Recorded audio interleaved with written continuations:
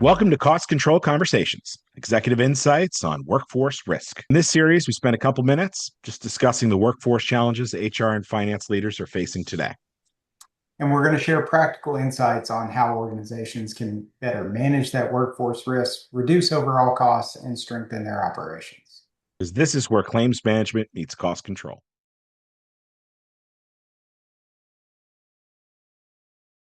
Hey, Joe. So we have a couple of just topics here that came across our desk, and I'd love to get your thoughts on them. One being on March 16th of this year, 2026, ICE reclassified more than 10 previously correctable I-9 error categories as substantive violation. These are errors HR teams, once had 10 days to fix, now trigger fines immediately on the spot. What do you think about that?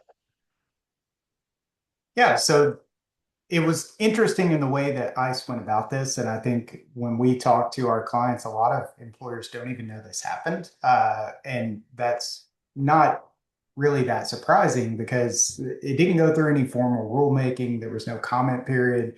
It was really just an overnight fact sheet that came out that reclassified certain errors as substantive compared to technical. And the big thing there is nothing about sort of how it works necessarily changed.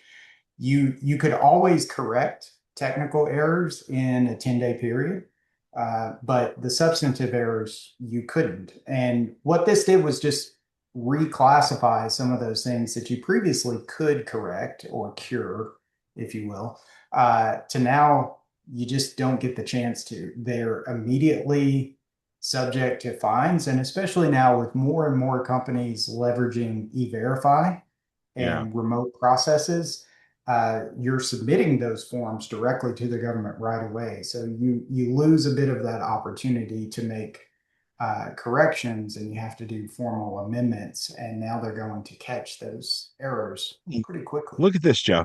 Look at this. The exposure scales super fast. Okay. So an employer with 200 I-9 forms containing common errors now faces between $57,600 and $572,000 in potential liability.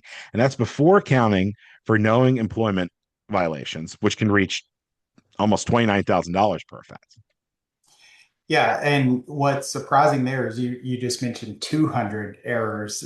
One of the recent audit notices from 2025 was like over 5,000 Oh, different audit notices that they submitted. So, if you're a company of any size, even if you only have 200 employees, you're thinking, oh, well, not all of them will have risk. Well, the problem is you're holding on to these forms for years after someone is separated from your company. So finding 200 forms with errors is not that difficult to do. And now it just became very costly. You're talking about $500,000 of exposure for a company. That's a big risk. yeah, and look, it's not none of this is intentional, right? I mean, that's a completely different subject. We're talking about routine oversights. So we have missing signature date, missing document number, an unchecked alternative procedure box. Um, wow. Under this new standard, are they really going to lump all those in? Yeah, and that's what makes partnering with the service provider all the more important in this day and age because you've got this is really check the box errors. And if you have a decentralized model where you've got different HR people, or even in a lot of companies, we see that they're leveraging supervisors or someone who's physically present at that location to check for these things. And what our service does is leverage a remote process that really lets technology do a lot of the heavy lifting to where we can identify those common errors early on, make those corrections where needed, but also just avoid the errors altogether so that we can then mitigate that on the front end and minimize that exposure for organizations so that they're not having to deal with this. Yeah, let's be honest. It's not a reasonable expectation for an HR team or really any team involved in the recruitment or hiring of new employees to have HR everywhere, to have them in We work with some folks in home health, right, where there's no HR. It's going to be in grandma's living room kind of thing.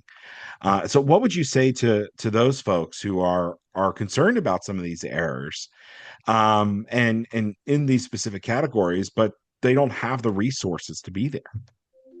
Yeah, I think it's now more critical than ever to have I-9 experts at your side and involved in your Sure. process. You can teach and train anybody with enough time to become an expert in almost any Sure. topic. I think what we commonly see though is again, you've got these situations with not only the home health, but if you think about large banking organizations with multiple branches, if you think about restaurants or fast casual or coffee shops, things like that, they have a lot of locations and you don't have a dedicated HR person in each of those locations. So you've got somebody whose primary job it is to not do HR functions. Their primary job is leading the organization, driving sales, doing different things for customers. It's not about focused on these very technical compliance related risks. And even then, highly skilled, very organized people in the HR world still make errors from time to time. Yeah. And the other nuance with these rule changes is that now, if you're doing those self corrections in a sloppy manner, you're now potentially creating even more risk because if those corrections don't meet up with the clear audit trail requirements, so you have to not only do the proper strike through, but enter the correct entry. You have to initial, you have to date, like you have to do these very specific steps. And if you fail to do that properly and you make these sloppy errors or self corrections, if you will, then you could possibly be hit with a secondary fine on top of that. So now you're talking about a second violation on the same form. What we talked about there with 200 forms with errors, even that, you're really talking about one error on a form could create a fine. You can have 5 to 10 errors on one form. And so that's where this stuff just it gets out of hand very quickly. And it doesn't make sense to have people who aren't dedicated experts managing this particular function that is now it was always a compliance-based program, but now it's been enforced in such a way that if you are not highly skilled and organized around what is required, how it's required, and how you fill this out properly, and the steps that are to be taken in the exact order they are to be taken in, you're potentially exposing your business to significant financial penalties. Oh, and it's just like anything, right? Just trying to make these corrections under pressure is already too late, right? And it's just going to lead to more errors. And the point of hire is when the compliance should occur. And we understand that today, there, for a lot of organizations, that's simply not feasible. So the outsourcing to a vendor is really not to replace job or replace functionality. It's really just to ensure that compliance so that there's not ripple effects later. And it might, like you said, I mean, you make an error today, you might not show that in your books for months, but These it's there. You have to budget for it if you don't have a process in place.